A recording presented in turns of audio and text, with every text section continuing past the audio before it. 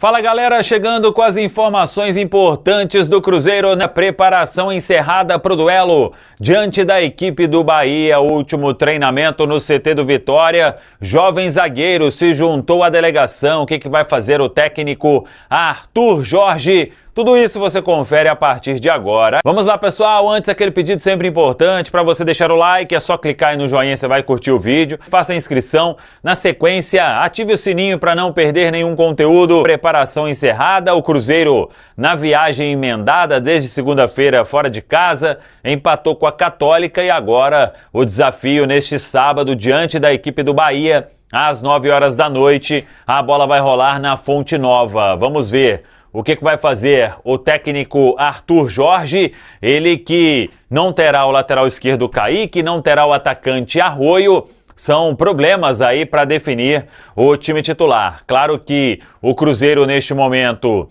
tem aí uma responsabilidade muito grande por ter perdido em casa para a equipe do Atlético Mineiro, o tropeço que deixou o Cruzeiro ali muito perto da zona de rebaixamento e agora vai precisar buscar em jogos fora de casa, os dois próximos, Bahia e Palmeiras, para que o Cruzeiro não volte a figurar na zona de rebaixamento do Brasileirão. O atacante Marquinhos passou a ser opção, deve ficar no banco, não sei se teria condição para alguns minutos, muito tempo sem atuar, e o Arthur Jorge chamou também o zagueiro Bruno Alves. O Bruno Alves se juntou à delegação, participou do último treinamento no CT do Vitória. Foi quando o Cruzeiro encerrou a preparação para esse duelo diante da equipe do Bahia. Fica a dúvida porque o Cruzeiro já vem nesta maratona de jogos, alguns jogadores desgastados, mas como tem os desfalques aí de Kaique e Arroio, o Arthur Jorge iria desconfigurar ainda mais a equipe, fazendo outras alterações. O que a gente sabe é que a escalação somente uma hora antes da bola rolar, aí a escalação oficial, ele define o time na preleção, dentro daquilo que vem trabalhando sempre, jogadores ali misturados para que todo mundo esteja preparado, aguardando uma oportunidade. O Japa treinou normalmente, aí fica a dúvida se ele vai ser aproveitado no decorrer do jogo.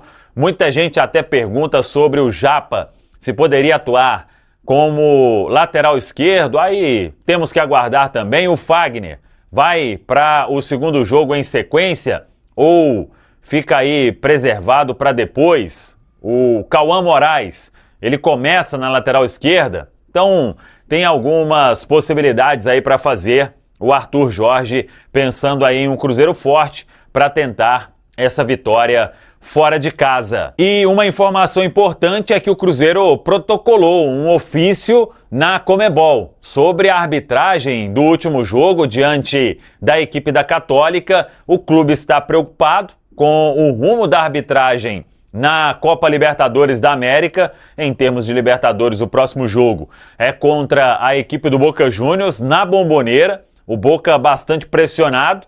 Um empate deixa o Cruzeiro numa situação muito favorável no grupo e o Boca em uma situação talvez não tão complicada, porque se empatar com o Cruzeiro precisaria de uma vitória simples diante da Católica na última rodada. Mas é fato, o ofício protocolado pelo Cruzeiro, e aí vamos ver o que isso vai surtir de efeito, mas é a informação que a gente pode trazer para todos vocês. O Cruzeiro, então, concentrado, pensando neste duelo aí diante da equipe do Bahia. E na semana que vem, o Cruzeiro volta para casa para decidir uma vaga nas oitavas de final da Copa do Brasil. Fabrício, quero a sua opinião, sua expectativa para esse Bahia e Cruzeiro, que você está aguardando desse jogo. Jogo duro sempre, né, Fabrício? Sempre é muito difícil jogar lá, né? A torcida lota o estádio, o clima fica... os jogadores ficam empolgados, precisa pontuar. Cara, aí... Time que descansou, né? Se preparou a semana inteira aí. Às vezes tem treinador também que... Eu tive uns treinadores que quando dava folga, a gente já olhava no calendário. Nossa, vai ter semana de treino. Já ficava até preocupado, porque era o contrário. Em vez de ele descansar, matava. né? Então, assim, se o Rogério Ceni trabalhou certinho, com certeza aí vai vir um time muito forte fisicamente. E é o jogo do Bahia, né? É forte, é físico. É Everton Ribeiro, que estava numa sequência de jogos, deu uma caída de rendimento e agora se recuperando essa semana. É um jogador perigoso. Tem o Juba, tem o William José, que é um jogador de referência. Joguei com ele no São Paulo, também é muito perigoso. Enfim, é um jogo muito difícil pro Cruzeiro, que vem numa sequência, né, Cirilo? Desgastante aí de jogos. E aí tem que ter umas manhas para jogar, né? Tem uma dúvida aí se vai colocar o Cauã Moraes na esquerda. Eu acho que sim, porque ele jogou muito bem contra o Vitória, e deve manter o Fagner na lateral direita, porque o Fagner também só jogou esse jogo agora, esse último. Mas assim, tem que ter umas manhas ali, né? Não dá pra, numa sequência de jogos como essa, não dá pra você querer ficar marcando pressão lá. O time do Bahia sabe jogar na construção, então baixa um pouquinho a linha, entendeu? Erra menos, sabe? Na hora de atacar, seja forte, seja, sabe, pra tentar ser letal, porque essa parte física aí vai mandar sempre muito difícil jogar lá, né? Calor, aquela coisa toda. O Cruzeiro, mas é importante aí o Cruzeiro tentar pontuar nessa partida aí pra se distanciar dessa zona do rebaixamento. É um jogo de peso, né, de muita responsabilidade do lado do Cruzeiro também pela tabela, né? Apesar desses aspectos físicos, vou perguntar a vocês também daqui a pouquinho quanto a essas opções, mas é um jogo de muita responsabilidade também. A tabela não espera, né, Edu? Primeiro todo mundo precisa entender que o Bahia mudou de patamar no futebol brasileiro. Sim. Né? Bahia é hoje uma equipe que costumeiramente briga na parte de cima, briga por Libertadores, dali a pouco vai bater campeão de alguma coisa, vocês não tenham dúvida disso. Mas não vive um grande momento, né? Na atual temporada. O Bahia não vence há 4 jogos, nos últimos 8 jogos apenas 2 derrotas. Há uma pressão muito grande em cima do Rogério, ficou de fora das 2 competições continentais. Então é um momento também de muita cobrança em cima do Bahia. E quando a gente fala isso, a gente nunca sabe se é bom ou se é ruim, né? Se o Cruzeiro faz 1-0, fica bom, porque o estádio começa a jogar contra. A cobrança começa a pesar nos ombros dos atletas. Se o Bahia faz 1-0, aí a coisa complica, porque os caras se enchem de confiança, opa, estamos recuperando. Então é um jogo pesadíssimo, dificílimo, e eu continuo batendo da tecla da parte física. O Cruzeiro vai ter que se desdobrar fisicamente nesse jogo e talvez dar uma segurada na Copa do Brasil. Simplesmente por olhar o adversário. O Bahia é mais time que o Goiás. E futebol você vai ter que correr risco em algum momento. E talvez o Cruzeiro corra esse risco no meio da semana. Esse é para encarar, para pontuar e para sair de uma vez por todas ali de trás na tabela. E outra coisa que esse ano tá tendo diferente, e aí é o Bahia ficando ainda mais forte, que nos outros anos, o que conta esses times que jogam lá no norte? Eles rodam o dobro de quilometragem que os times do eixo, Rio-São Paulo e de Minas percorrem. Então isso é muito desgastante pro jogador. Além dos jogos, o Bahia ano passado fez 80 e poucos jogos. Esse ano ele não participou da Copa do Nordeste, né? Então é mais um motivo aí que com certeza eles vão querer apelar para essa parte física. Ô Fabrício, vamos lá, são mudanças importantes no Cruzeiro, né? 2 garantidas, o Arroio tá fora, o Kaique também tá fora. O que você faria para lateral esquerda e o que você faria para o ataque? Lateral esquerda, eu colocaria o Cauã Moraes. Foi muito bem, né? Jogou. Eu acho que jogou até melhor do que alguns jogos aí na direita, né? Eu acho que da maioria, por exemplo. Eu acho que é um bom, tem o drible, tem pra dentro, pode cortar. No jogo que ele jogou na esquerda, ele conseguiu até fazer o gol, né? E esse pé trocado na lateral esquerda do Cruzeiro cai bem, né? Nonatinho tá aí pra falar, sabe? Então, e na frente eu colocaria o Neiser. Eu acho que esse entrosamento Neiser e Caio Jorge acho que foi muito bacana. Além de ter esses 2 jogadores que atacam o espaço, de repente o Matheus Pereira, o próprio Gerson, tem mais opções, né, para você lançar a bola, colocar a bola no espaço, já que o Bahia faz essa linha pressão alta, né? Não faz aquela linha baixa, não. Vai pressionar e seria uma boa oportunidade aí para de repente contra-atacar e conseguir fazer o resultado lá dentro da Fonte Nova. Quem seria seu lateral esquerdo? Quem seria seu atacante, Edu Panzi? O lateral esquerdo eu acredito que vai ao Cauã mesmo. Apesar que você tem o Vidalba, né, que já jogou na posição em outras oportunidades. Alguém perguntou aqui no YouTube, um torcedor, você acha que seria uma boa, não? Cirilo, eu não vejo o Vidalba com cartaz com o Arthur, cara. São 6 jogos de ausência do Vidalba, tem matéria no site da Itatiaia. Ele não tem entrado como zagueiro, o Jonathan ganhou posição, aí o João Marcelo, que tem sido a escolha. E se não tem entrado na dele de zagueiro, eu acho difícil ser o escolhido para jogar na lateral esquerda. Eu seria surpreendido caso fosse essa a escolha do Arthur Jorge. Na vaga do Arroio, cara, eu acho que o Neiser é uma boa, mas eu não sei se o Caio Jorge vai pro jogo. Sabe? Entendi. Ele reclamou no microfone, inclusive, depois do jogo, da sequência, que não está tendo condição de se recuperar 100% por conta da sequência de jogos. E aí fica essa dúvida se o Caio vai para o jogo, aí você já perde Kaique e o Fagner, vamos dizer assim. Então, não sei se o Fagner vai para o jogo, mas se você perde o Fagner, você perde o Arroz, são 2 do lado direito. Você perde o Kaique, não joga o Christian, são 2 do lado esquerdo. Você perde os seus titulares dos 2 lados. Então eu não sei se o Arthur vai mexer tanto. Pode ser que o Fagner jogue amanhã, pode ser que o Christian seja utilizado, estique a corda um pouquinho, para que depois ele segure esses atletas contra o Goiás. E o próprio Caio Jorge. Porque o Neiser tem entrado e dado conta do recado. O Neiser não é o reserva que entra e deixa a peteca cair, sabe? Ele tem dado resultado. Mas não é uma tarefa simples do Arthur, porque não é uma escolha simplesmente técnica e tática. É uma escolha física acima de tudo. E quando a gente fala em escolha física, pra gente fica muito mais difícil, porque a gente não tá no dia a dia, nós não temos acesso a GPS, a controle de carga de atleta. Mas pelo que a gente tá vendo, pelo que eu vi do Christian nos últimos jogos, o Christian precisa parar em algum momento. Tudo mais. Bruno, vamos lá, em Nino e Cruzeiro, o que falaríamos mesmo? Bora lá. Sobre o Nino, até pegando então nesse gancho aí de Cruzeiro, começo com a informação de Cruzeiro e depois explico o impacto que isso pode vir a ter no Nino / Palmeiras. O Cruzeiro, durante a semana, a gente explicou, né, que vai ao mercado forte para contratar entre 2 e 4 jogadores, nunca passando da casa dos 10 milhões de euros por jogador, ou seja, 10, 10, 10, sei lá, 8, 8, 8, nunca passando de 10. Porém, mesmo com esse investimento, especialmente se continuar forte na Libertadores, né, se conseguir a classificação para a próxima fase da Libertadores, aí que o investimento vem mesmo, com bons jogadores, bons reforços, só que ainda assim, até por uma questão de equilíbrio de conta, o que me explicaram ontem à noite é que o Cruzeiro, mesmo projetando reforços, mesmo projetando a próxima fase de Libertadores, o Pedrinho, enfim, a diretoria equaciona que é necessário uma venda ou vendas que possam atingir até 20 milhões de euros. Ou seja, eles querem gastar, mas para equilibrar contas, eles querem gastar, ou no caso vender, juntar 20 milhões de euros.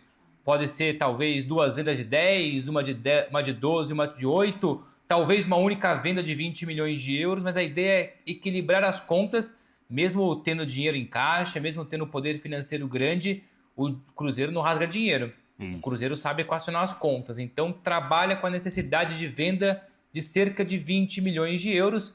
Isso, na cotação atual, dá mais ou menos, eu anotei aqui, 116 milhões de reais. E um dos jogadores que está bem valorizado para ser negociado, não significa que seja ele, é o Jonathan Jesus, zagueiro, que inclusive continua na mira do Zenit. Eu vou tentar entender se o Jonathan Jesus era um potencial alvo para sair, me confirmaram que sim. Depois eu fui bater em outra fonte, que lá atrás foi a fonte da negociação do Gerson com o Zenit, que inicialmente até se cogitou, tentou-se a colocação do Jonathan Jesus no negócio. O Tite ainda era treinador do Cruzeiro na época e travou essa situação. Como o Zenit trabalha com a ideia de vender, dependendo, claro, do valor, o Nino para o Palmeiras, possivelmente, ou pelo menos hoje, na lista de reforços potenciais alvos, está o Jonathan Jesus. Então o que pode acontecer, e aqui é traçando um cenário hipotético, evidentemente, porque não há negociação em andamento envolvendo o Jonathan Jesus, é o Cruzeiro necessitando de uma venda ou de vendas que possam atingir até 20 milhões de euros, o Jonathan Jesus ser esse jogador, vendido então para o Zenit possivelmente, o que abre de vez as portas para a saída do Nino. O Nino, já falamos aqui, né, que o Zenit estipulou hoje mais ou menos 20 milhões de euros preço de mercado. O Palmeiras trabalha com a ideia de 15, não pretende subir, mas está à espera aí da finalização da Liga Russa para tentar entender os próximos passos do Zenit, mas uma coisa pode puxar outra. Então é aquilo que o Cruzeiro trabalha para reforços, e depois eu posso até reforçar aqui quais são as posições, quais são os jogadores que já são equacionados internamente, mas também tem a questão da saída. O Cruzeiro não vai só comprar, o Cruzeiro precisa vender. E o Jonathan Jesus é um dos potenciais alvos no meio do ano. A conta do lateral lá vendido já entra, Bruno, né? Eu ia usar exatamente o termo que você usou, porque às vezes o torcedor fala assim, mas pô, o Pedrinho é rico, tal, tá, mas ele justamente fez fortuna porque ele não rasga dinheiro. Lógico. Então não é que ele vai sair contratando jogador, contratando, gastando e não vai querer equilibrar as contas, né? É importante que o torcedor também tenha essa consciência, Totalmente. né, Bruno? Sim, você está falando o quê? Do Cauã Prates, né? Isso.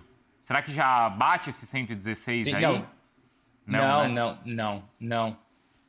A informação que eu tenho é que para a janela do meio do ano, Entendi. a ideia é vender até 20 milhões de euros. Ou seja, você não conta com jogadores que já foram negociados ou pré-negociados lá atrás. E aqui é curioso reforçar isso, porque as pessoas têm essa ideia, o Pedrinho nada em dinheiro, mas o Pedrinho é empresário, também não rasga dinheiro, ele precisa fazer uma conta de equação, de raciocínio, de equilíbrio financeiro. Não adianta contratar e pagar quase 30 pelo Gerson, depois busca mais jogador X, mais jogador Y, só que precisa vender. Porque, no geral, mesmo o Cruzeiro poderoso, o Flamengo poderoso, o Palmeiras poderoso, os clubes no Brasil são mais ainda vendedores do que compradores.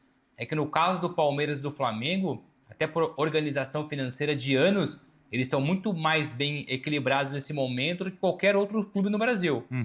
Palmeiras e Flamengo são referências nesse ponto. O Cruzeiro busca ser referência, mas há um largo e longo caminho pela frente. É a mesma coisa que acontece no Atlético, né? O Atlético os donos do Atlético da família Menin, e eles têm banco, tem rede de comunicação, tem, enfim, várias empresas, né? Construtora. E aí muitas vezes eu vejo assim o torcedor, principalmente nas redes sociais, falar assim: o cara tem muito dinheiro, só pegar o dinheiro dali e colocar no Atlético e tá tudo certo. Não é assim. A administração de empresa é diferente.